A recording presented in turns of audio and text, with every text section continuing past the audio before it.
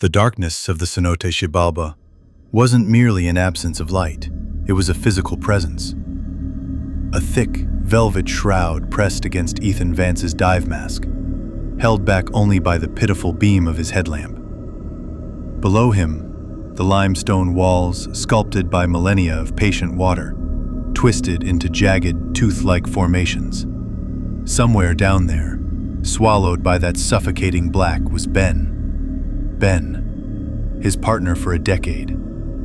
Ben, who'd suddenly jerked during their planned ascent, his eyes wide and unfocused behind his mask, pointing frantically down. Ben, who'd ignored Ethan's frantic hand signals and the flashing red warning on his dive computer. Kicking with unnatural strength into a fissure Ethan knew led only to tighter, deadlier squeezes. Ben, whose last radio transmission was a ragged whisper that still echoed in Ethan's helmet. "It's singing. So beautiful. Have to find it."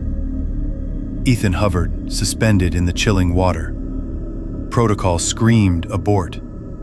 Logic screamed suicide. But the image of Ben, lost and entranced, overrode everything. He adjusted his rebreather, the rhythmic hiss suddenly loud in the crushing silence. He checked his lines, safety, guide, comms, all intact. For now. He took a final look at the illuminated path upwards towards the distant, impossible warmth of the surface world. Then, with a kick that felt like tearing himself apart, Ethan followed Ben into the fissure. The passage immediately narrowed. Razor-sharp rock scraped against his neoprene suit. He angled his body, sucking in his stomach, turning his head sideways. His tank grated horribly against the ceiling. Panic, cold and slick, tried to worm its way in. He focused on Ben's disturbed silt trail, a ghostly plume vanishing into the abyss. And then, he heard it. Faint, distant, like a memory of sound rather than sound itself. It wasn't a melody, not really. It was a resonance. A vibration that bypassed the ears and hummed directly in the marrow of his bones. A low, thrumming drone that hinted at impossible harmonies. A siren song woven from the groans of shifting continents and the sighs of dying stars. It tugged at something primal deep within him, a yearning he couldn't name. Ben heard this, he thought, the panic momentarily eclipsed by a terrifying curiosity. What is it? He pushed deeper. The fissure became a serpentine labyrinth. Water temperature dropped sharply. His dive computer's depth readout climbed with alarming speed, far exceeding their planned limits. Nitrogen narcosis, the raptures of the deep, should be making him loopy, but instead, the bone song seemed to sharpen his focus, even as it eroded his reason. The need to find the source became an itch beneath his skin. He squeezed through a nightmare chute, jagged teeth of rock tearing long rents in his suit. Cold water flooded in, stealing his breath. He ignored it.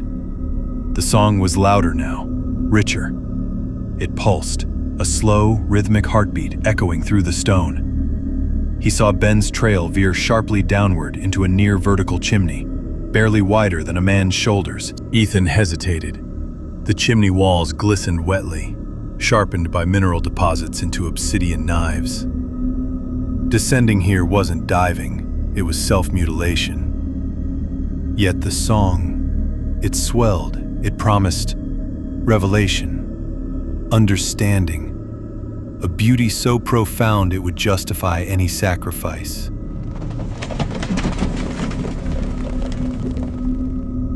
He saw Ben's fin marks gouged into the softer sediment on a ledge below. He'd gone down. He found a way. Gritting his teeth, Ethan began the descent.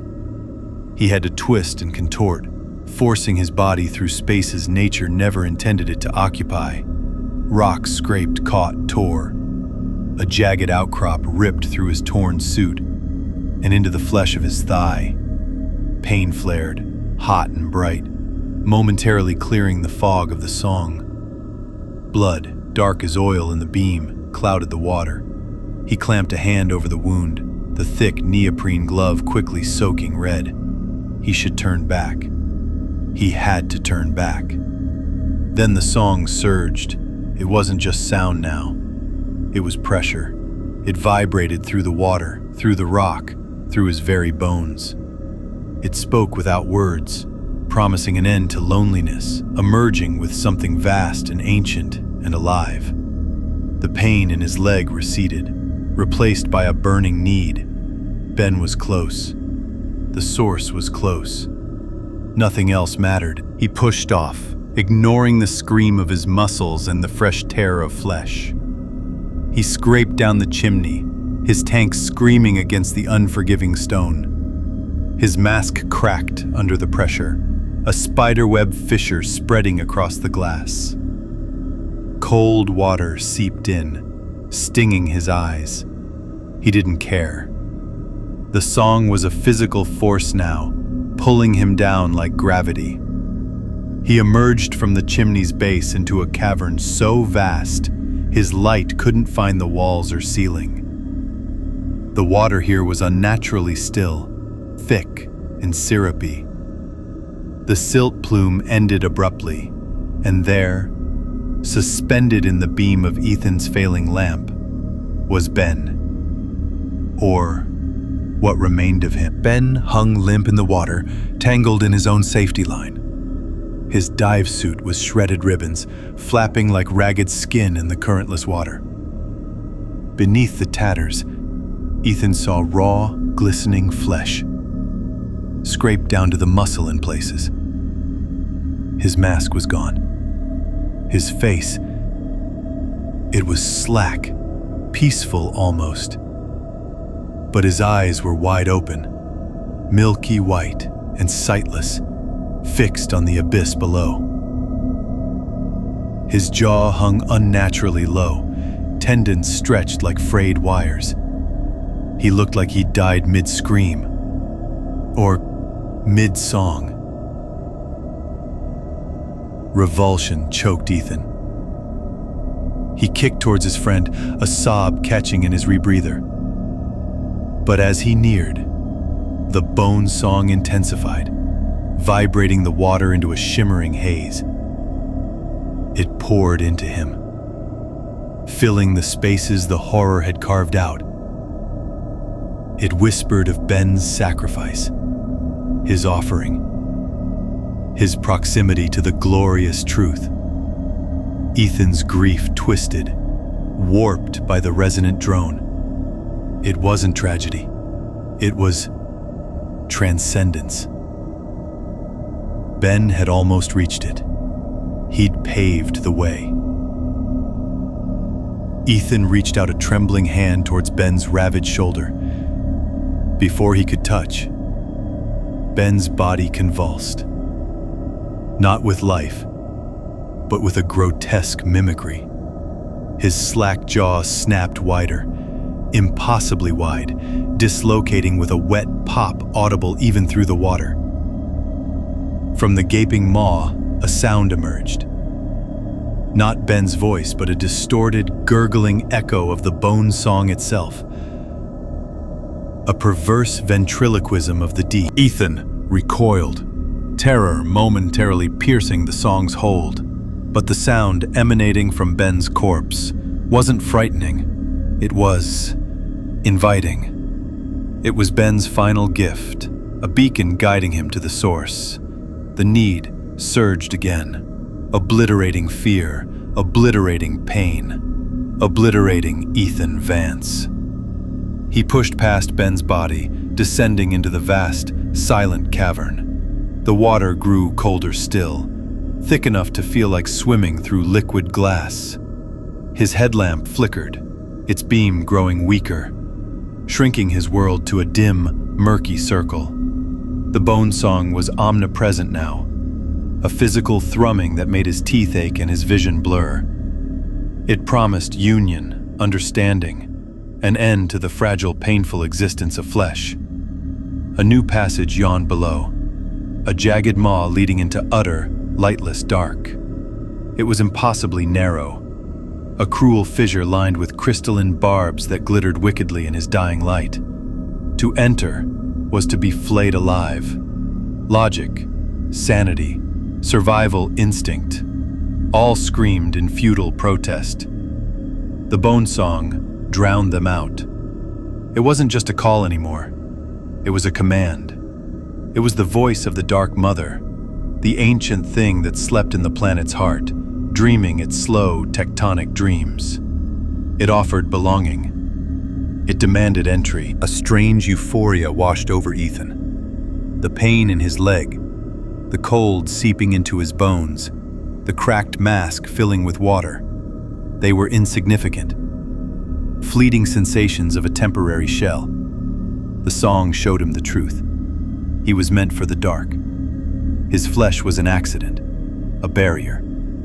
With a serenity that was the purest madness, Ethan Vance approached the jagged maw. He didn't try to angle himself, to minimize damage. He embraced it. He pressed his chest against the crystalline teeth. They bit deep, slicing through the remnants of his suit, through skin and muscle, grating against bone. A silent scream locked in his throat as agony, white-hot and total, consumed him. He felt ribs crack, organs compress, but the song surged, a wave of dark comfort. It wasn't pain, it was shedding. It was the removal of unnecessary things. He pushed harder, wriggling, grinding himself against the unyielding stone. Blood bloomed around him, a dark cloud in the weak beam. Pieces of neoprene, strips of flesh, drifted away like discarded chrysalis. He felt his shoulder dislocate as he forced it through a particularly vicious constriction. Something sharp scraped along his spine. He didn't stop. He was dissolving, merging. The water flowing past the rocks wasn't just water. It was the Dark Mother's blood. The song vibrated through the stone, through his shattered bones, becoming the only reality. His headlamp finally died. Absolute, crushing darkness enveloped him. He didn't need light. He was the darkness now. He could feel the vastness of the cavern beyond the squeeze, a cathedral carved by time and the dreaming thing within. The song was clearer here, purer. It resonated within his own broken chest cavity, a harmony forming between his failing heart and the slow, deep pulse of the earth. He pushed deeper into the fissure. Rock tore at his face. He felt a tooth snap, then another, grating against stone. He realized he was smiling wide enough to break his jaw, just like Ben. The pain was exquisite. It was the sound of his small self breaking open. He tasted blood and salt and something else, ancient, mineral, impossibly deep. He could feel it now, just beyond the final constriction. Not a shape, but a presence.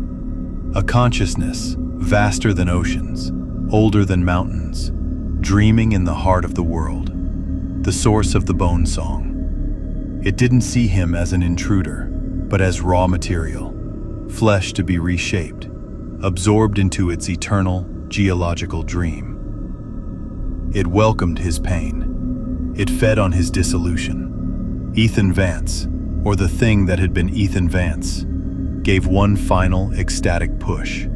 He felt his pelvis splinter, his legs become useless ribbons of meat. It didn't matter. He was almost there, almost home. As the jagged teeth of the earth closed around him, consuming him into the unthinkable dark, the last coherent thought dissolved, replaced by the pure, resonant bliss of the bone choir.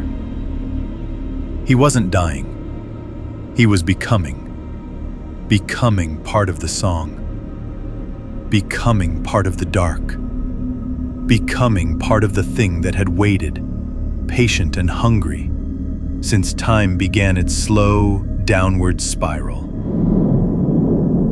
Above, in the crushing silence of the Cenote Xibalba, Ben's corpse hung suspended, a ragged monument. His dislocated jaw vibrated faintly, emitting a final watery sigh that echoed the eternal song from below.